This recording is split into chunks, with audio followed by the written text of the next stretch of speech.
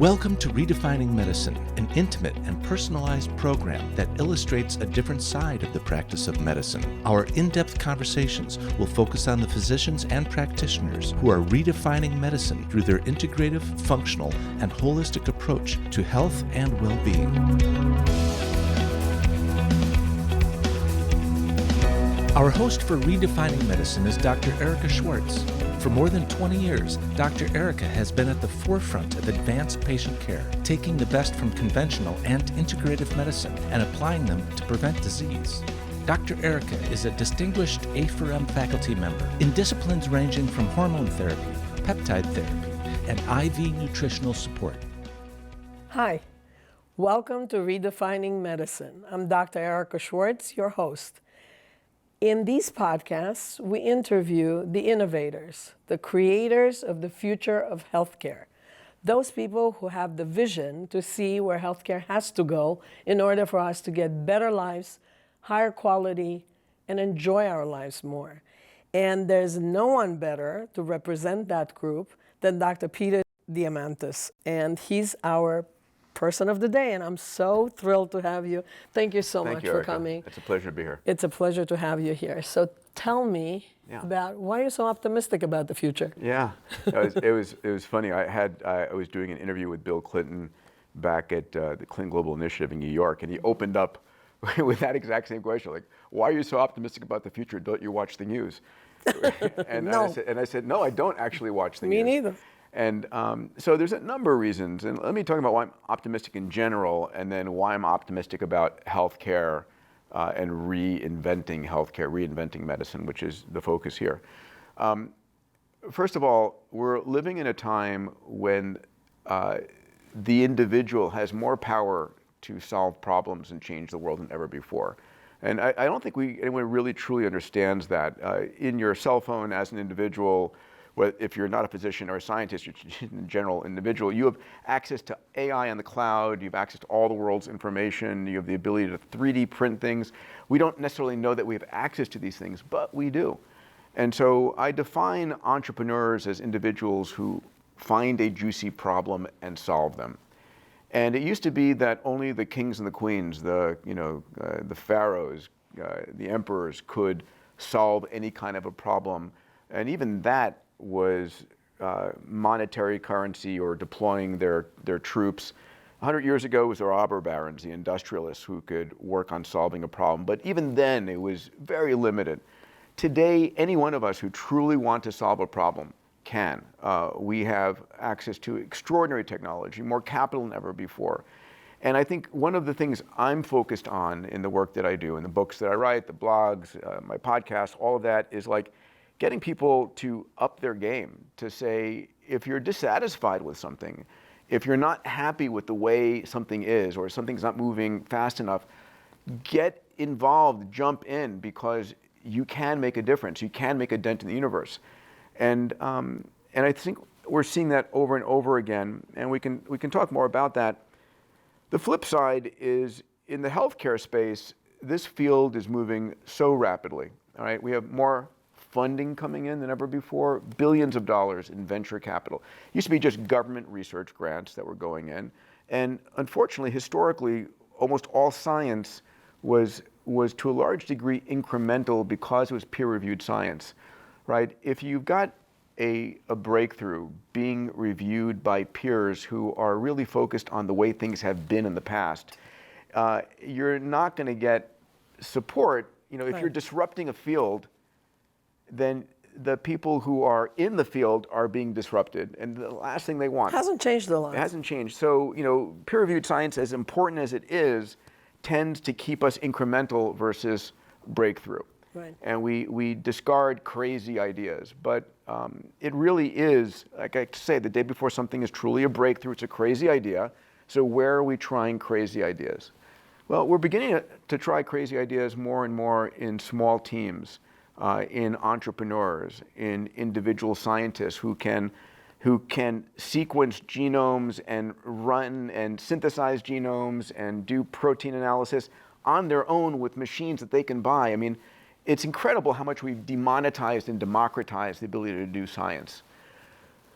So more capital coming in, exponential technologies, computation, sensors, networks, AI, robotics, 3D printing, synthetic biology, AR, VR, blockchain, all these technologies are doubling in power year on year. Ray Kurzweil, who you know, who's a mentor for me, a co-founder of some of my companies, describes it this way, that we're going to make more progress in the next decade than we have in the entire past century. I believe that. Right? So, and that is on the heels of this incredible growth in AI, in quantum computation that's coming. So, we are linear thinkers, right? Our brains evolved in the savannas of Africa hundreds of thousands of years ago, a million years ago. And back then, nothing changed day to day, year to year, generation to generation, millennium to millennium. It was pretty much constant.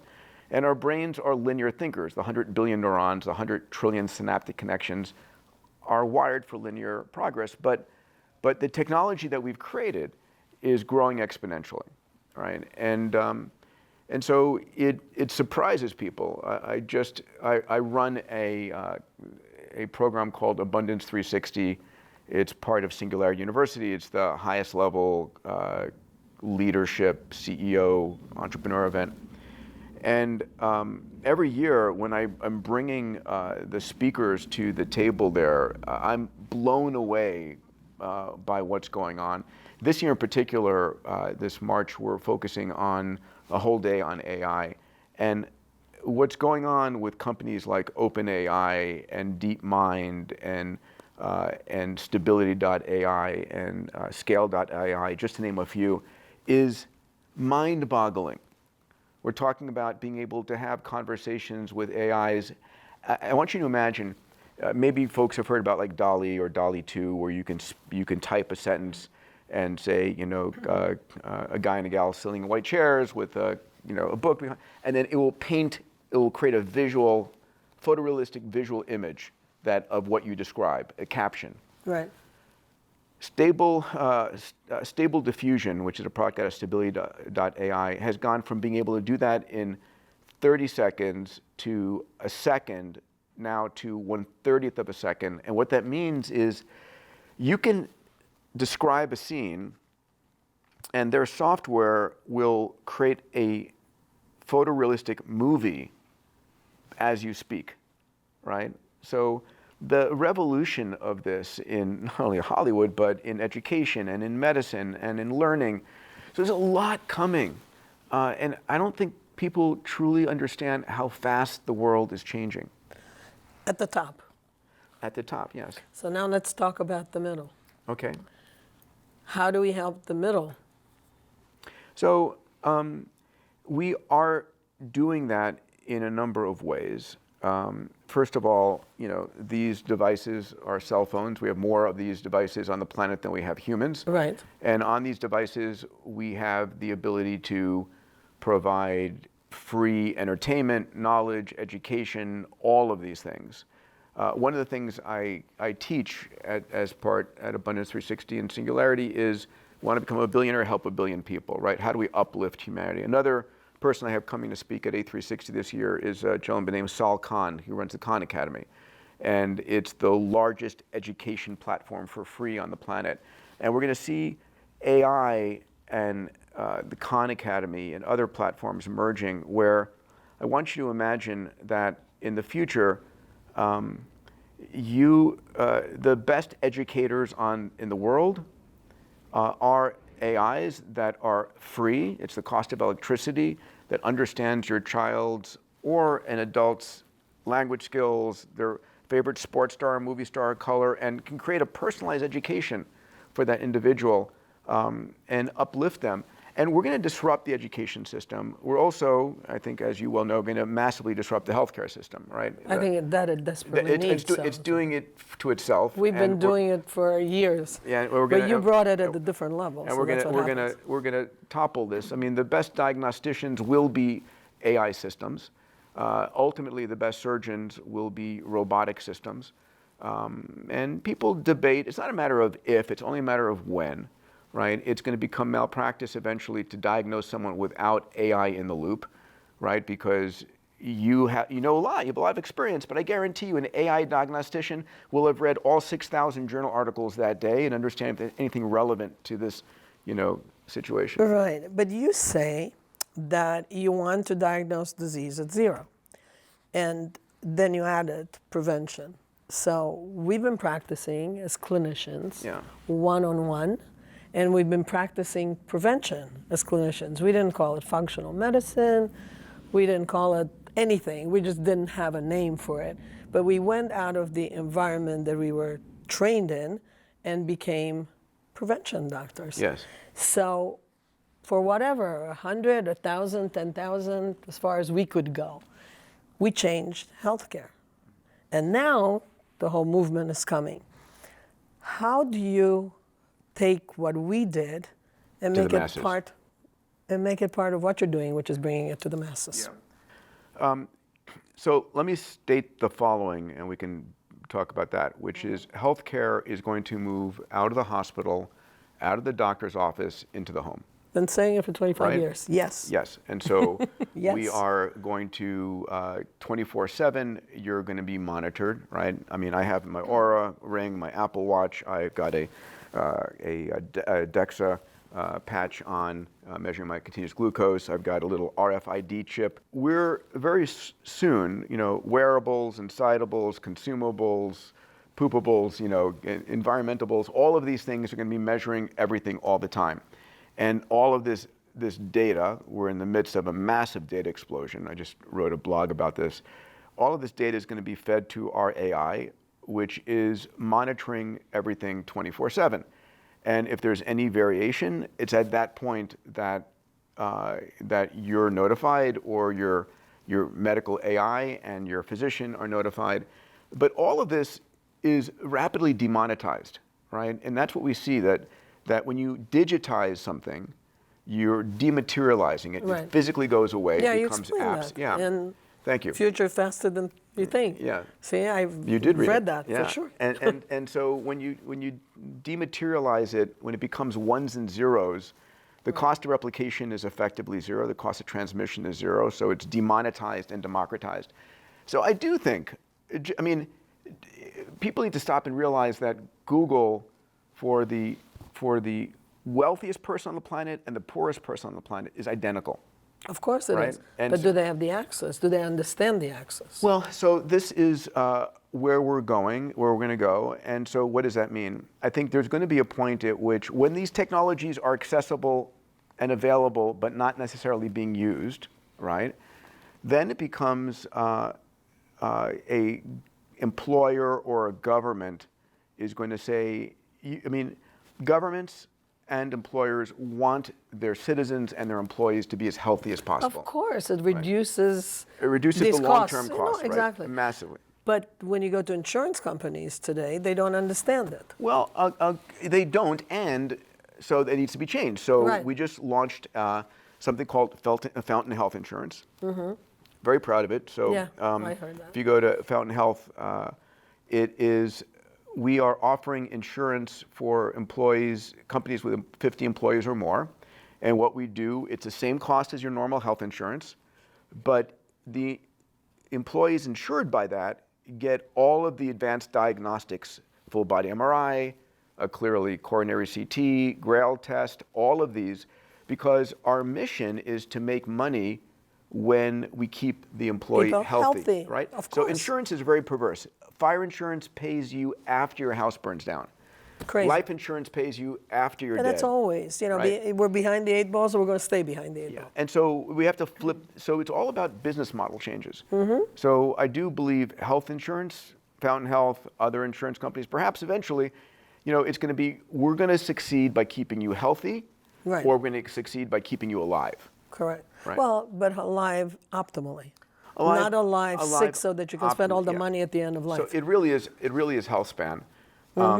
And, which means what? It means thinking clearly, moving well, looking good, having strong immunity. Right. Correct. Yeah. So that's where we're going. Yeah. We're all going there. I tell the entrepreneurs that I coach, the investors whose capital we invest through Bold, listen, for me, there's no bigger opportunity on the planet than extending the healthy lifespan. Correct. That's it, right? What wouldn't somebody pay for an extra 20 or 30 healthy years? If they know that they're there within reach. Yes. Now, I should also mention, that for folks who are like, man, oh man, I wish I was living long enough to be able to access these technologies. These technologies are happening now, and over the next 10 years, your goal isn't to live an extra 50 years. It's can you be healthy for the next 10 years to intercept the breakthroughs over the next 10 years. Right? Well, that's what Ray Kurzweil says, right? It's a concept. That's longevity escape velocity. Exactly. Exactly. Yeah. And it's like, if you live another 5 years, there's 5 more years of development, of evolution. So that's great, yes. And so it's a super exciting time to be alive. It is. So you're an MD. Yes. We're all MDs here. I'm barely an MD. What does barely mean? And what made you decide that you didn't have to practice medicine? Because we went to medical school, we trained, and we didn't know that there were any other options. Well, so listen, my parents were both born in Greece. I grew up, I was born in the Bronx, grew up in Long Island. My dad was an OBGYN, wanted me to become an OBGYN, take over his practice. And Good thing you didn't. Yeah. Well, it was like I was, my heart and my soul in the late 60s and 70s was captured by the space program. Right. It was the So Apollo program and Star Trek that got me going. And I wanted so desperately to become an astronaut. But then I learned that my chances of becoming a government astronaut were like 1 in 1,000. And even if I did get selected, I would get a chance to fly maybe once during my career. And half the astronauts have never flown. And so I was like, okay, that's not what I want to do. But I ended up rationalizing going to medical school to make my parents happy and to fulfill my desires for spaceflight. And when I was there, I became disenamored, if that's a word, with medicine. It was... Why? Well, it was inefficient at best. It was intellectually fascinating, but my heart and my soul was captured by space. And so long story short, at my 3rd year of medical school, I was about to go for, you apply for your internship and your match and so forth. And I was scared out of my mind. Why? Because I was going to have to give up on my passion of space or be a really bad doctor. Because during medical school, I was running 2 companies. I was running a space university and I was running a launch company. And I would go to the hospital at 10 p.m., work from 10 until 6 a.m. During my medical rotations, and then I would go and sleep till noon and go to the office from noon till 10. And that was my cycle. And I had one of the large, big Motorola cell phones, and I would be like I would be skedaddling out of class and out of surgeries to go and check how the rocket motor firings were doing. It was crazy. I got called into my dean's office one day, Dean Tosteson at Harvard Medical School, which was harder to fail out of than it was. It was harder to get into and but even harder to fail out of.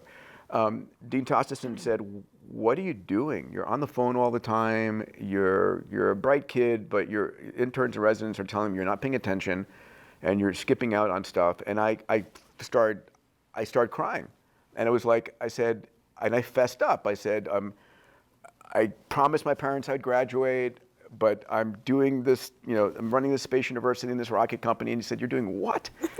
And I'll never forget, he said, "I'll make you a deal. If you pass part 2 of your boards and you promise never to practice, I'll let you graduate." Interesting. And he kept his end of the bargain, I kept mine. Nice. So, like I say, don't ever come to me for any medical... I won't. Okay. But you can come to me. Yeah, thank you. But so I went and I focused on space and for 20 years and so proud of the work we've done in that regard. And I focused on, with the XPRIZE, launching large-scale global competitions in Singularity University. And I came back to medicine about 8-9 years ago with the notion that, oh my God, medicine is so fundamentally broken. I watched my dad, pass in the hospital, and just was so sad to see how we deal with that now. Yeah. And I said, all of the work I'd been doing in exponential technologies, in again AI, robotics, 3D printing, all these things, these should be the technologies that are reinventing medicine. And so I became enamored with that. Back in 2012, 2013, I started my first medical company in that field, a company called Human Longevity, Inc., HLI, with Craig Venter and Bob Haruri. And then he's a great guy. Yeah, Haruri. yeah. And then started helped Bob spin Singularity out of Celgene, and I'm very proud to be a co-founder and vice chairman of Singularity. And it's, as you know, it mines placentas for natural killer cells, T cells, stem cells, exosomes, and surgical materials. And then started a company called Vaccinity, which I'm very excited about. Vaccinity is developed vaccines against endogenous targets, so against PCSK9 for hypercholesteremia and CGRP for migraines. And then most recently, Fountain Life and Life Force, both with Tony Robbins as my co-founder. And it was, I think we have the ability to make a true dent in the extension of health. We have to. And we have to, and we can, and we will. And we will. And so for me, I came back to medicine to build the business models and the technologies and to gather some of the smartest physicians and scientists I know. And so it's our time, this decade, you know, where are we, 2022, 23 through 2030, the convergence of these exponential technologies, the huge amount of capital coming in. I think we're going to see, you know, when I talk to Ray Kurzweil about longevity escape velocity, I say, Ray, when do you think we're going to hit that? And his answer is the early 2030s, right? I believe that. And that so makes sense. There's a point at which for every year you're alive, we're extending your life for greater than a year.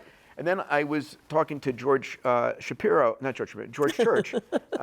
Well, George Shapiro too. George Shapiro we too. talked to him yes, too. George is dear, my concierge doc, part of the Fountain.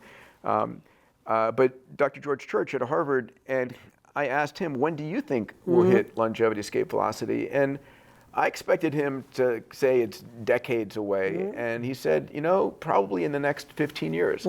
So when I think about that, my job for myself and those I love and those I serve is to help keep you alive and healthful to intercept those technologies. Yeah. Amazing. I agree. Yeah. We're there. We're on the same page. Yes, absolutely. And so it's a super exciting time to be alive. It is. Yeah. I think so. Yeah, for sure. And I think being able to interview you is super exciting to me. You're very welcome, Erica. Thank you for that. Thank you so much. Yeah, Pleasure.